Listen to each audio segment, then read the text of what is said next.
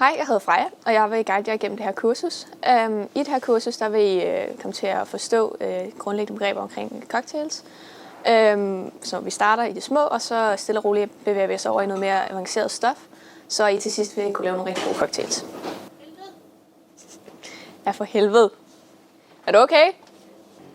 Nu vil jeg snakke lidt omkring det udstyr, du skal bruge, når du så skal til at lave cocktails. Det her det er en Boston Shaker. Den består af 2 dele. En stor og en lille kop. Så skal du bruge sådan et målebær her. Det hedder en jigger. Der kan være 4 cl i den store her, og 2 i den lille. Der står også inde i, hvor meget der kan være i den. Vi har også en, der er lidt større, hvor der kan være 6 cl i den store og 3 i den lille. Derudover skal du bruge en strainer og en fine strainer. Så skal du bruge en barske, en muddler. Og så har vi sådan en fastpur og en speedpur, som vi putter i flaskerne. Nu vil jeg snakke lidt om forskellige slags is. Der er selvfølgelig normale isterninger, knust is, og så er der også nogle, der bruger tør is. Man foretrækker at bruge isterninger, som er hele, når man laver cocktails. De ser sådan der ud. Og isterninger, jeg kan ikke få den op. Isterninger med hul i ser sådan der ud. Man foretrækker hele isterninger, fordi at de isterninger med hul, de går nemt i stykker i shakeren, og de kan så udvande cocktailen. Hvis du har behov for at lave knust is, så kan du putte de her isterninger med hul i en shaker og shake den hårdt, og så har du så knust is. Derudover så er det vigtigt, at du ikke putter glas ned i ismaskinen, fordi hvis de går i stykker nede i ismaskinen, så kommer der til at ligge glasskår nede blandt isterningerne. Og hvis det sker, så skal hele ismaskinen tømmes for is og tørres af og gøres rent. Så det må man for guds skyld ikke gøre. Derudover, så når du møder ind, så er det vigtigt, at du lige tjekker op på, om der er nye viskestykker og klude, da det hjælper at tørre et bord af med en beskidt klud. Det samme, hvis du skal pudse et glas, så lad være med at gøre det med et viskestykke, som du også tør hænder i. Så have 2 forskellige viskestykker til de 2 forskellige ting, du skal bruge dem til. Nu vil jeg snakke lidt omkring spiritus. Spiritus det er egentlig vores hovedingredienser i cocktails. De har normalt over 22% alkohol. Der er nogle forskellige slags, som jeg lige vil gennemgå. Der er gin, vodka, whisky. Så er der nogle forskellige slags rom. Der er hvid rom, så er der lys rom, og så er der mørk rom. Der er også flere forskellige slags, men det her det er bare de mest basale. Derudover så er der likører. Likører er tilsmagt med kaffe eller fløde eller frugt. Der er meget sukker i, og så er der ikke lige så meget alkohol i som i spiritus. Jeg vil lige præsentere nogle forskellige slags. Det her det er en kaffelikør, Kahlua. Så er der Cointreau, som er en appelsinlikør. Der er Bailey, som er en flødelikør. Og så er der Amaretto, som er en mandellikør. Nu vil jeg snakke lidt omkring siruper. Vi bruger siruper i forskellige cocktails, og der er selvfølgelig også nogle forskellige slags. Der er en mangosirup, kokossirup, brombærsirup. Så er der også en passionsfrugtsirup, som vi også har i puré. Og man skal lige huske at lægge mærke til, at der er en forskel på, hvad du skal bruge. Man bruger også sukkersirup i cocktails. Der findes både en simple syrup og en rich syrup, som man laver lidt forskelligt, alt efter hvor meget sukker der skal i.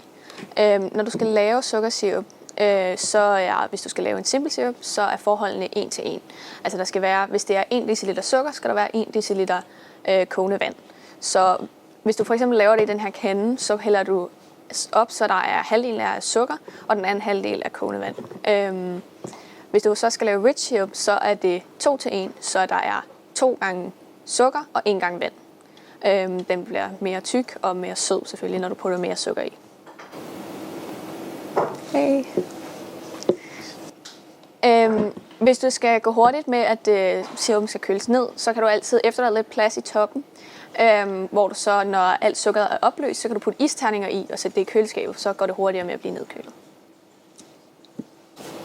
Hvis du så skal til at lave shootser for eksempel, og skal bruge sodavand, så skal du bruge den her Postmix.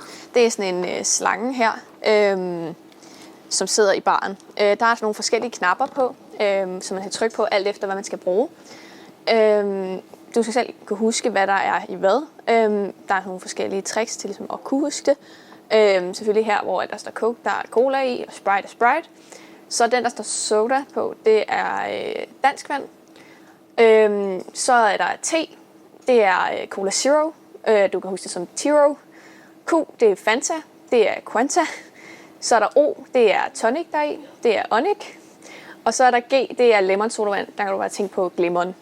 Og så skulle du gerne kunne huske det bedre, når du kigger på den. Der skal også nogle gange juicy cocktails, og de står selvfølgelig inde i køleskabet.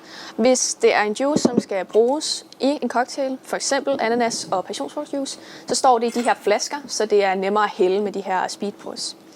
Hvis de ikke indgår i nogle af vores cocktails, så står det bare i kartoner, som for eksempel appelsinjuice og æblejuice. Nu vil jeg snakke lidt omkring forskellige slags glas.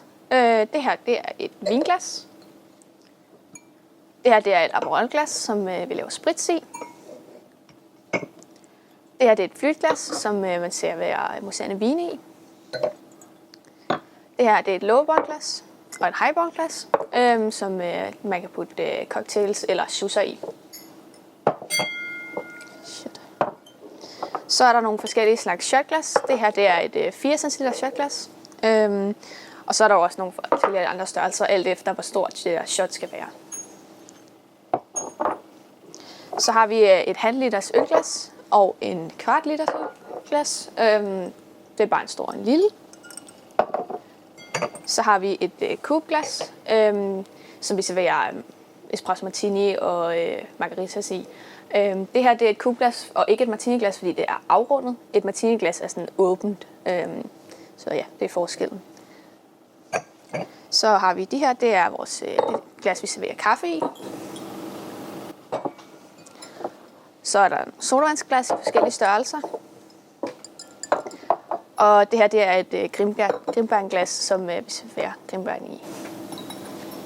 Nu vil jeg snakke lidt omkring, hvordan man skærer de forskellige frugt, som vi bruger til garnish på cocktailsene. For eksempel, hvis du skal bruge en citronskive, så du tager en citron, og så skærer du enderne af.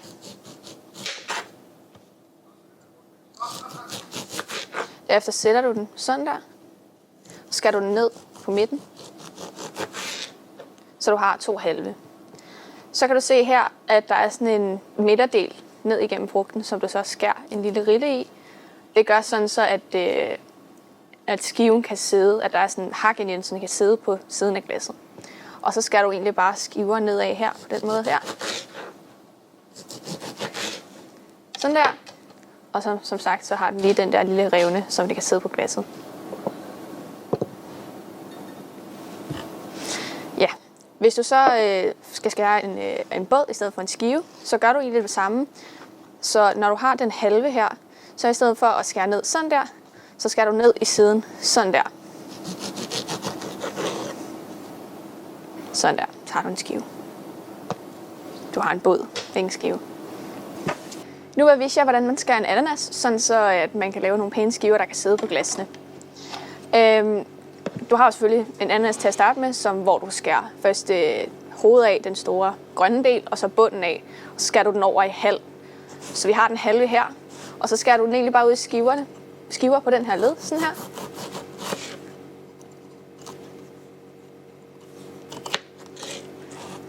Så har du en skive der, og så lægger du den ned, og så kan du skære den ud i sådan 3 trekanter, den led, sådan der.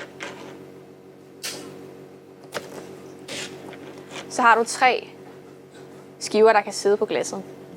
Når du så skal til at lave sådan en slidse i, så den faktisk kan sidde på glasset, så skærer du den. Det er svært at vise. Så i stedet for at skære den her i midten, så skærer den sådan lidt ud i siden her.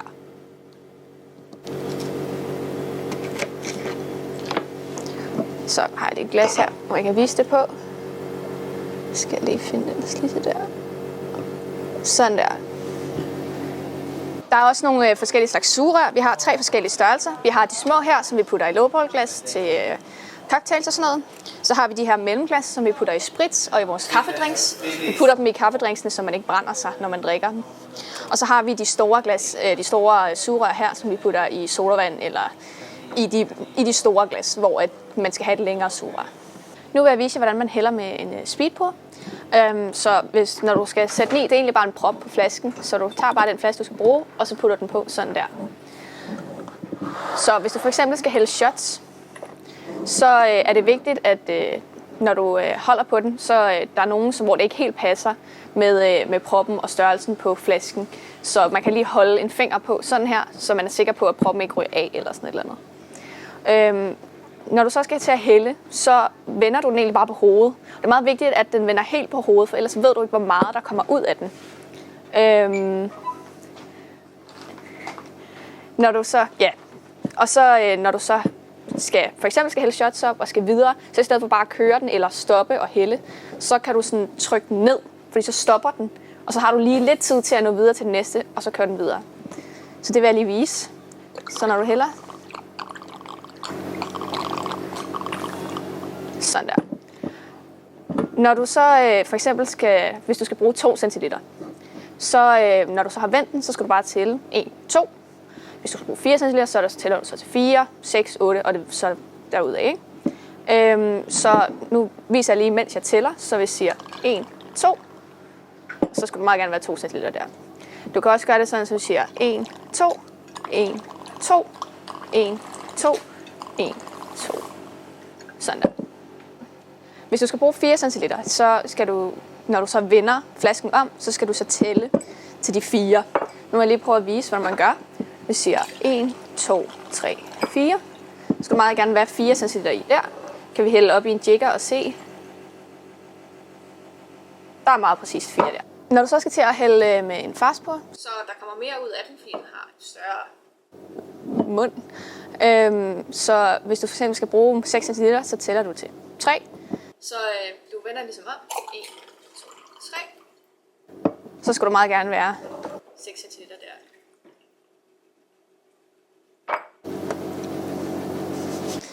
En juice består af 2 dele. Den består af noget spiritus og så en mixer, f.eks. cola eller juice. Der er nogle forskellige slags, som jeg lige vil vise jer, hvordan man laver. Du tager dit glas og fylder det helt op med is. Sådan der. Og hvis du så for eksempel skal lave en gin og tonic, som er en juice, og så kun beder om 2 cl gin, så tager du din gin og putter 2 cl i. Sådan der. Og så tager du din postmix, og så putter du så tonic i det her tilfælde. Sådan. Så putter du noget garnish på, f.eks. citron, og til sidst et sugerør.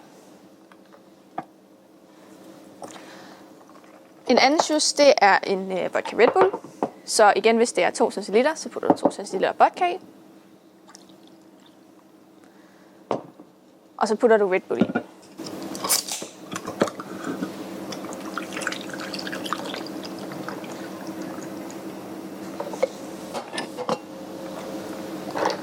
Sådan der. Så kan du lave en rom og cola. Du bruger bare den her rom for eksempel. Så 2 cl i den. Og så bruger du postmixen igen, hvor du putter cola i.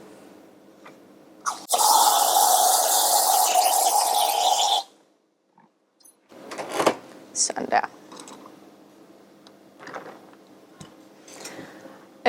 Derudover så kan du også lave en vodka juice. Så igen, så er det bare for eksempel 2 cl vodka. Den er meget tom, den her flaske. Der er 2 cl, ser vi. Og så putter du bare din juice i bagefter.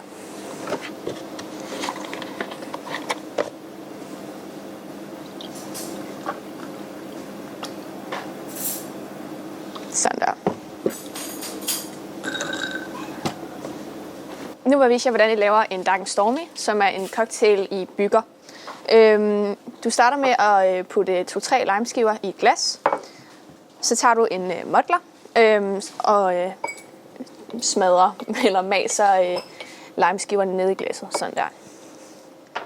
Derefter så putter du lidt ekstra limesaft i. Bare sådan en smule, sådan der. Og først nu putter du is i glasset. Så husk at putte is hele vejen op til kanten. Efter det så putter du gingerbeer i. Det er den her, jeg bruger. Du hælder gingerbeeren op til cirka 1 cm fra kanten. Sådan der.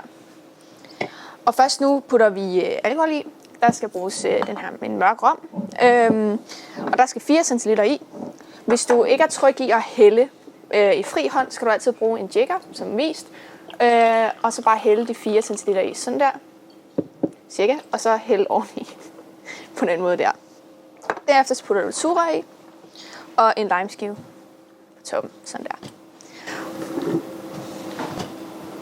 Nu vil jeg vise jer, hvordan jeg laver en bramble. Den skal bygges, og det gør man i sådan et lowball glas her. Du starter med at putte is i til kanten.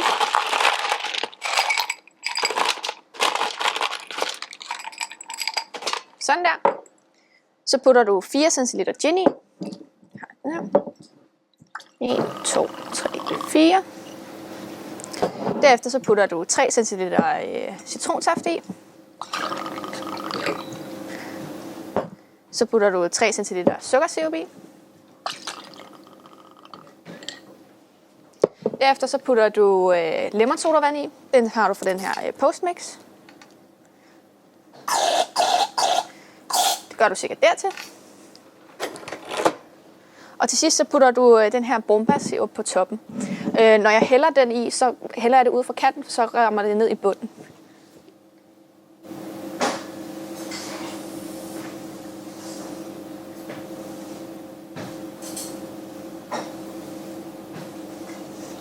Sådan der. Så kan du putte en citronskive på toppen der, og et sugerør.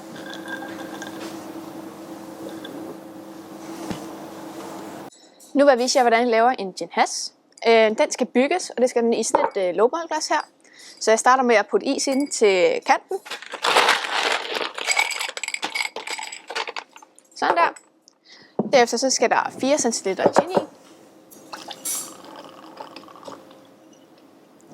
Så skal der en lille bitte smule limesaft i. Bare sådan der. Så putter du lemonsodavand i. Det gør du bare med den her Postmix. Det gør du cirka dertil. Så putter du mangosirup i, som jeg hælder i rundt om kanten, så det falder ned i bunden af drinken.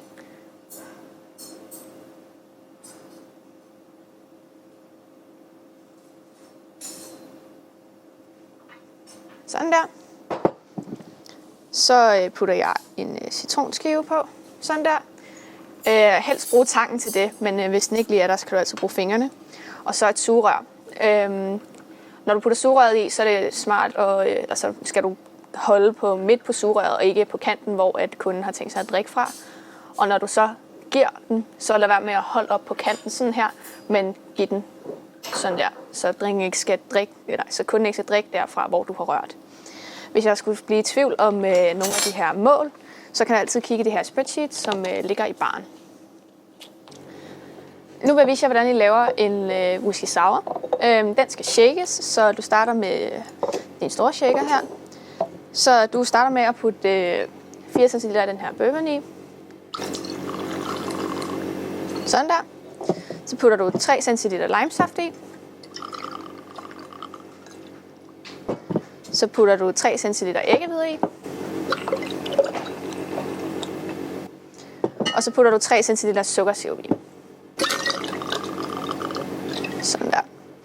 Den skal dry shakes. Det betyder, at den bliver shaket uden is. Og det gør man for at ligesom sætte gang i de her æggehvider, så det bliver mere fyldige og luftige.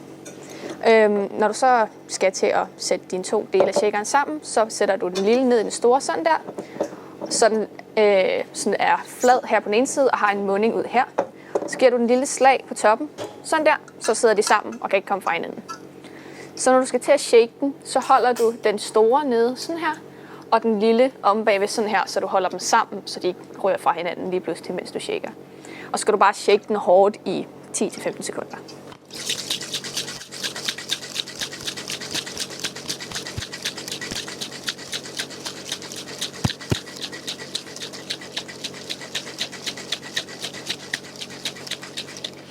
Hvis du ikke kan shake den særlig hårdt, ligesom mig, så shaker du den bare i længere tid. Yes. Når du så har gjort det, så skal du så have de 2 dele af shakeren fra hinanden. Det kan du enten gøre ved at slå den her på siden. Sådan der, så kommer de fra hinanden. Og så nu skal den så shakes med noget is. Så har jeg en lille shaker her, en lille del af shakeren fyldt med is. Kan jeg bare hælde oveni sådan der. Så gør jeg ligesom før, sådan der. Og så shaker jeg den blødt.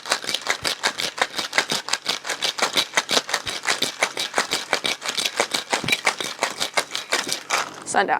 Det gør jeg, fordi at så køler vi drinken ned.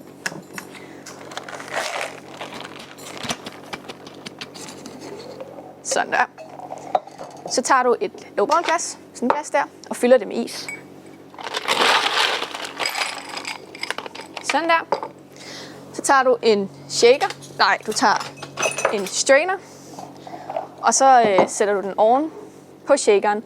Du kan sætte den ned på sådan en vinkel, sådan der, så glider den nemt i. Så tager du kan holde med en finger oven på straineren, sådan der, og så løfte den med resten af hånden, og så skal du bare hælde i sådan der.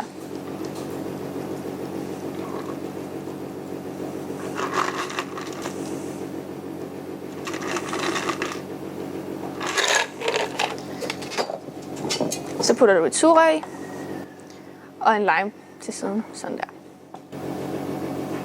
Nu vil jeg vise jer, hvordan jeg laver en White Russian. Den skal shakes, så du tager din shaker. Så putter du 2 cl vodka i. Så derefter så putter du 6 cl sødmælk i.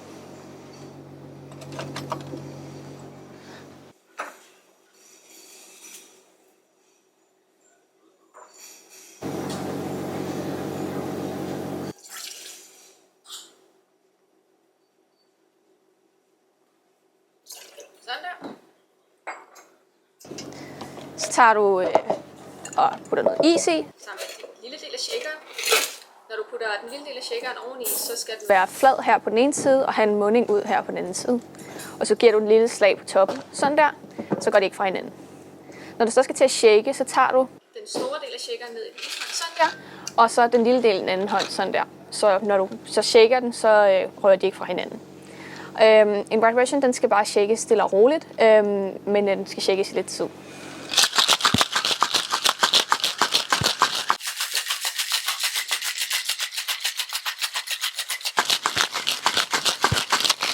Cirka sådan der.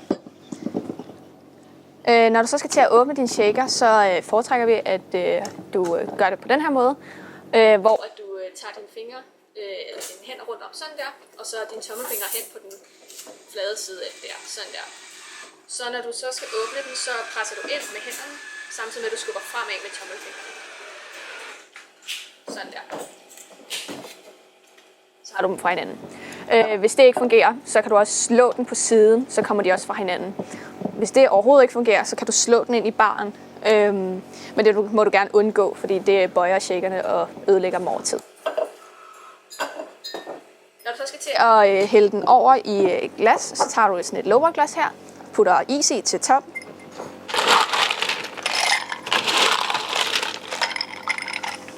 Sådan der. Så tager du din Kahlua. Der skal 2 cl af det i bunden. Sådan der. Så tager du en strainer og putter oven på den store del af shakeren med din drink i. Du putter den ned på sådan en vinkel på, sådan der, så glider den nemt i.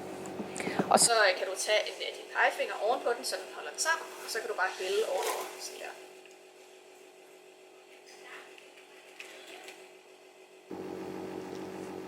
Sådan der. Så putter du et sugerør i, og så er den klar. Nu vil jeg vise jer, hvordan I laver en espresso martini. Start med at tage sådan en kubglas her, hvor du så putter is i.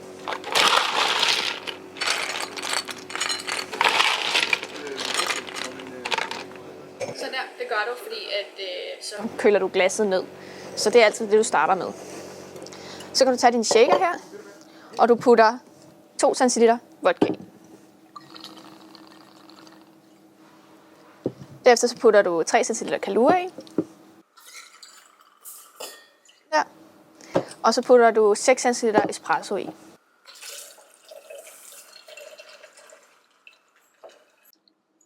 Sådan der. Så putter du is i. Der skal meget is i.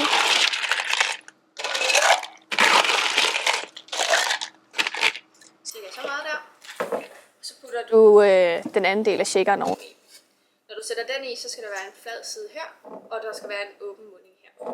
Og derefter så giver du et lille slag sådan der, så sidder de to sammen. Og så når du shaker dem, så ryger de ikke fra hinanden. Når du så skal til at shake den, så holder du den store del af shakeren sådan der, og du tager den lille del og holder den sådan her. Så når du shaker den, så igen, så falder de ikke fra hinanden.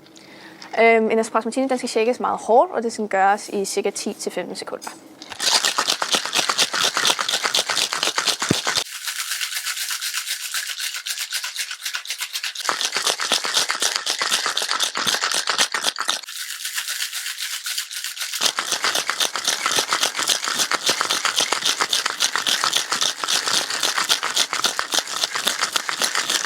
Det skulle cirka være nok. Så når du skal til at åbne den, så foretrækker vi, hvis du åbner den ved at holde de to sider sådan der, og så med de 2 tommelfingre, så tryk ind på den flade side, sådan der. Så du holder ind og trykker ind, samtidig med at du skubber fremad, sådan der. Sådan der. Derefter så tager du isen fra dit kubglas og hælder ud igen. Sådan der. Så tager du din strainer, putter ovenpå, sådan der. Det gør du ved vinkel der, så rører du nemt i. Sådan der. Og så tager du en fine strainer og hælder igennem også. Det gør så, at der ikke kommer nogen isterninger med ned i glasset og udvander cocktailen. Hvis det skal gå hurtigt, så kan du holde med en finger her oven på straineren, og så holde fine straineren sådan her. Og så kan du hælde igennem sådan her med en hånd. Så kan du stadig lave andre ting samtidig med din anden hånd. Samtidig med at du hælder op. Det tager lidt tid for skummen at komme igennem fine straineren, så du skal lige stå lidt tid og ryste den lidt en gang imellem.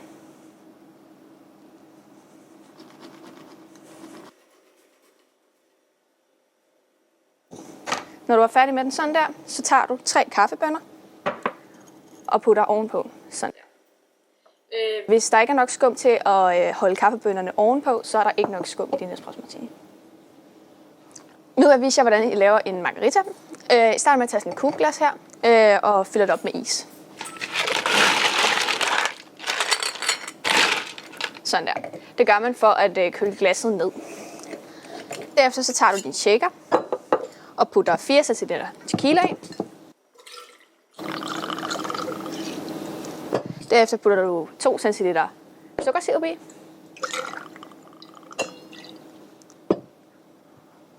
Så putter du 3 cl limesaft i. Og så putter du 2 cl triple sec i. Sådan der.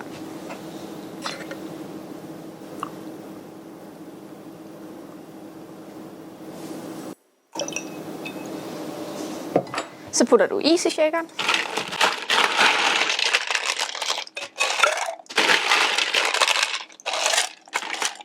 Shake så meget is. Så putter du den anden del af shakeren ned i, sådan der, så der er en lige del her og en munding ud her. Så slår du lidt hårdt oven på den der, så de sidder sammen. Og så når du tager og skal shake den, så holder du den bare sådan her.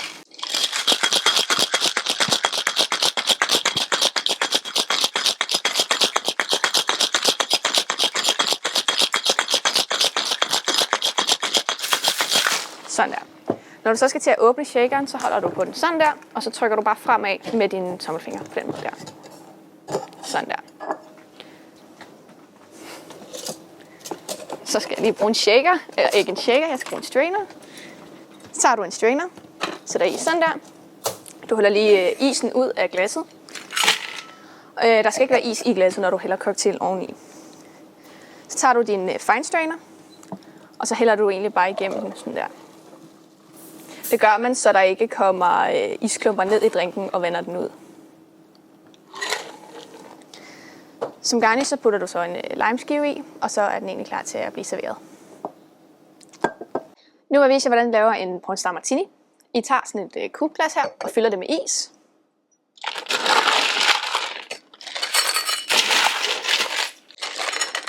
Det gør du for at køle glasset ned, inden du putter din cocktail oveni.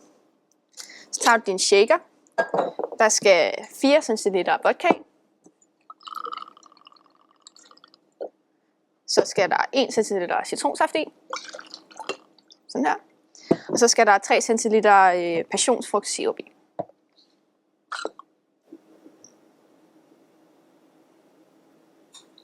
Sådan der. Så putter jeg is i. Jeg putter først is i, efter jeg har puttet ingredienserne i, for ikke at udvande drinken. Sådan der. Så putter jeg den anden del af shakeren oveni. Sådan der. Så den har en flad en her, og en åben mund her. Så shaker jeg den hårdt.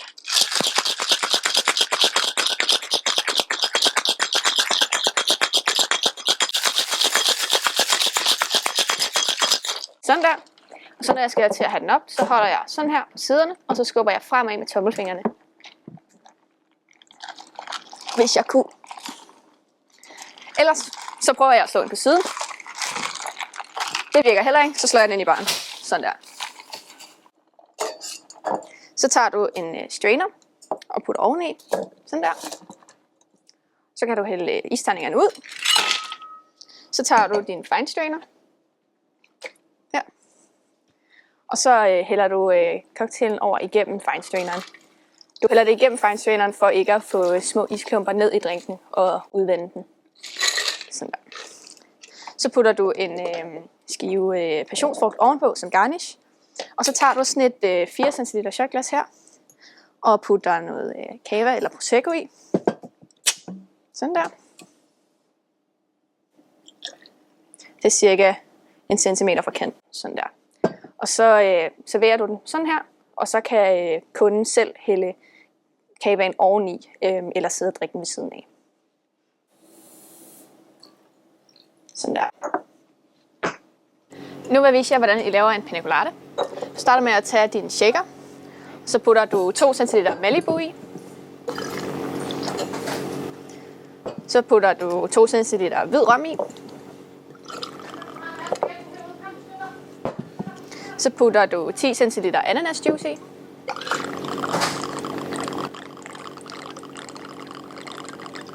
Den der. Så putter du 4 cl fløde i. Og så putter du 3 cl kokossirup i.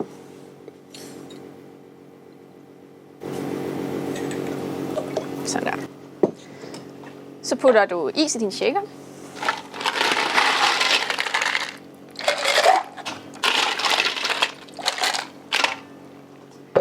Så kan du så sætte den anden del af shakeren ned i, så den har en flad side, og den mundingen her. Slå ned i, og shaker den hårdt.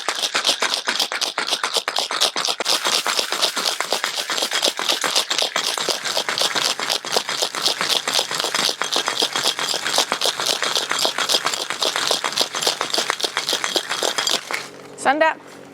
Så når du skal have den op igen, så kan du tage den sådan her, og så trykke frem med dine tommelfinger her på bagsiden. Hvis du kan. Ellers skal du prøve at slå ind på siden.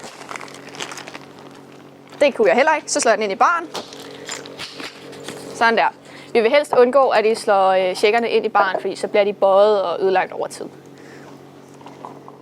Så tager du enten et vinglas eller et Aperol Spritz-glas og fylder op med is.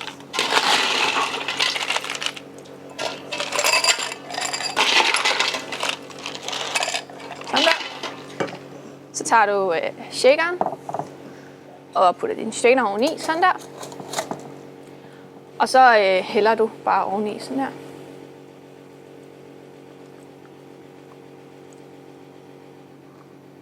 Sådan der. Så tager du et sugerør. Det er så de mellemlange sugerør, dem her. Putter i, sådan der. Og så kan du garnish med en skive ananas. Så er den egentlig klar. Nu vil jeg vise jer, hvordan I laver en Axel 43. I starter med at tage shaker og putte 4 cl likør 43 i. Så putter I 6 cl sødmælk i.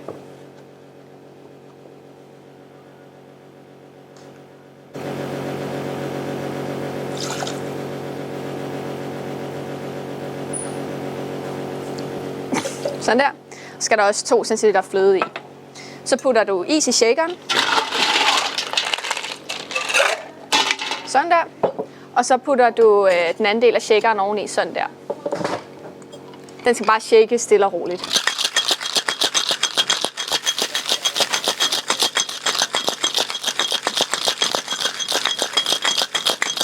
Cirka så meget der. Så tager du et lowball-glas, sådan der, og fylder det op med is.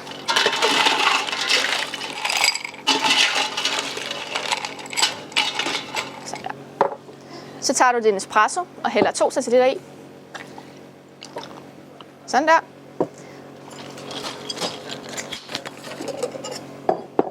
Så tager du din strainer og putter oven i shakeren, og så hælder du det bare nedover. Så putter du et sugerør i, og så er den klar til at blive serveret. Sådan der. Hvis du så skal til at lave mange cocktails på én gang, så kan du også shake flere cocktails på én gang. Så hvis du har for eksempel 2 cocktails i den her og 2 cocktails i den her, så kan du bare shake dem på samme tid.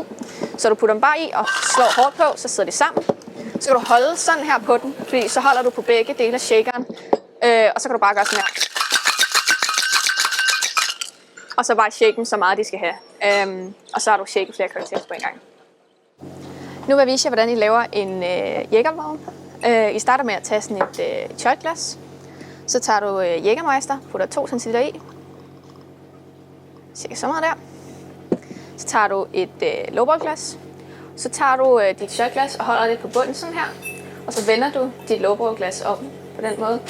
Så sætter du den ned i, så at den ligesom står på bunden, og så vender du den hurtigt op, sådan der. Så er Jägermeisteren stadig inde i shotglasset, men ikke ude i lowballglasset. Så tager du en Red Bull, og så hælder du den cirka dertil, sådan der. Når en kunde så skal til at drikke den her det her shot, så løfter man bare shotglasset sådan der, og så kommer Jägermeisteren ned i Red Bullen, og så bunder du den bare. Når du så skal til at servere tequila shots, så tager du, hvis det er 2 cl shot, så er det bare sådan et glas der, og putter 2 cl tequila i, sådan der. Så tager du en lime, som har sådan et slis i, sætter på siden der, og så tager du sådan en saltpakke, og så kan du sætte den op, sådan der. Og så kan du servere den på den måde der. Nu vil jeg vise jer, hvordan I laver shots med lag. Jeg tager for eksempel sådan et glas her. Jeg vil lige demonstrere, hvordan man laver en snørtklat, kalder vi det. Og i den skal du starte med at putte sambuca i.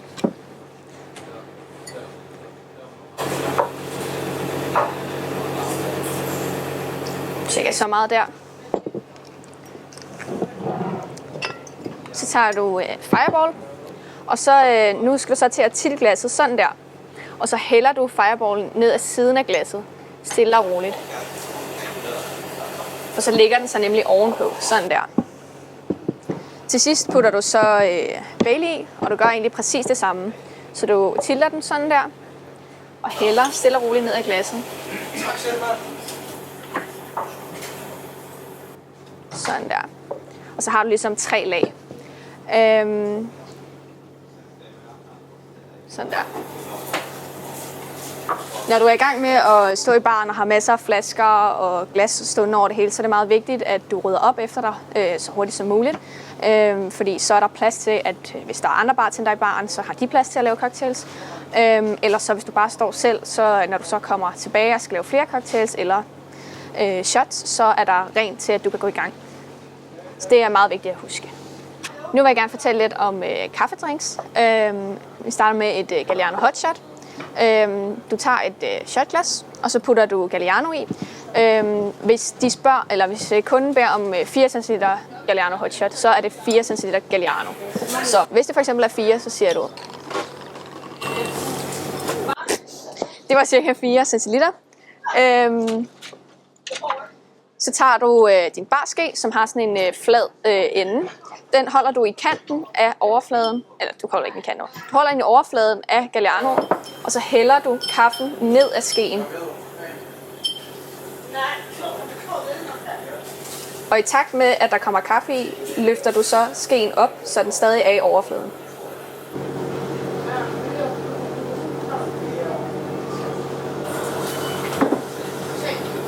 Sådan der.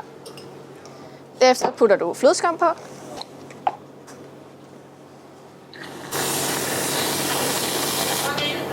Og så putter du lidt kakaodrys på.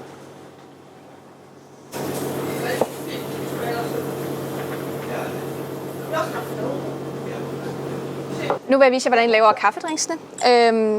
Hvis du for eksempel skal have en Irish coffee, så putter du whisky, alt efter hvor mange centiliter det er kun beder om. Så lige nu laver jeg bare 2 centiliter. Så putter du kaffe oveni. Flødeskum.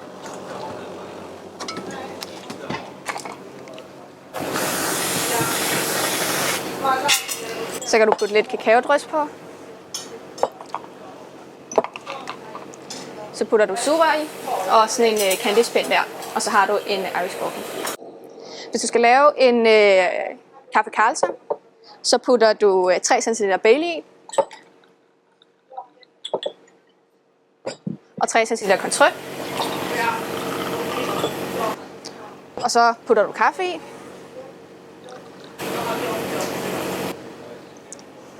Flødeskum.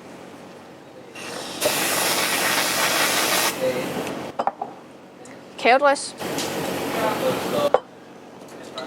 Et sugerør og en candyspind. Sådan der. Hvis du skal lave en kaffe Bailey, så putter du bare den mængde Bailey, som kunden har bedt om. Så hvis det for eksempel er 2 cl, bliver 2 cl Bailey i. Putter jeg kaffe i.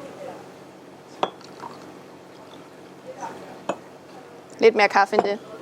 Så putter jeg flødeskum på. Kakaodrys. Et sugerør. Og en candyspind. Sådan der. Nu vil jeg vise jer, hvordan vi bruger mynte i spritz eller cocktails. Jeg vil bare vise jer, hvordan man laver en pure spritz. Jeg starter med at fylde et spritzglas med is. Så putter jeg den her hyldeblomst likør ting oveni. Der skal være 6 cl. Sådan der. Så skal der cava eller prosecco i.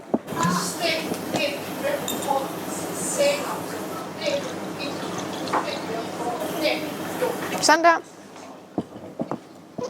Så drejer du lige rundt med et sugerør.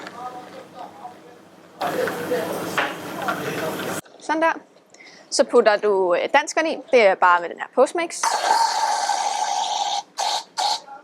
Sådan der. Så drejer du lige lidt mere rundt. Sådan der. Så tager du din mynte, og inden du putter det i, så er det vigtigt, at du lige slår på det, så det sådan, sætter gang i sådan olierne, hvad der er i bladet. Sådan der. Og så kan du putte det ned i.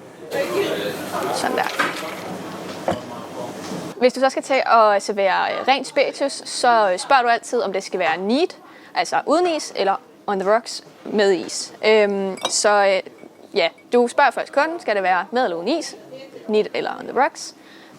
Hvis de gerne vil have is i, så spørger du altid, hvor mange isterninger de gerne vil have i. Der er nogen, der gerne vil have det fyldt helt op, der er også nogen, der vil have en isterning i. Det er sådan lidt forskelligt.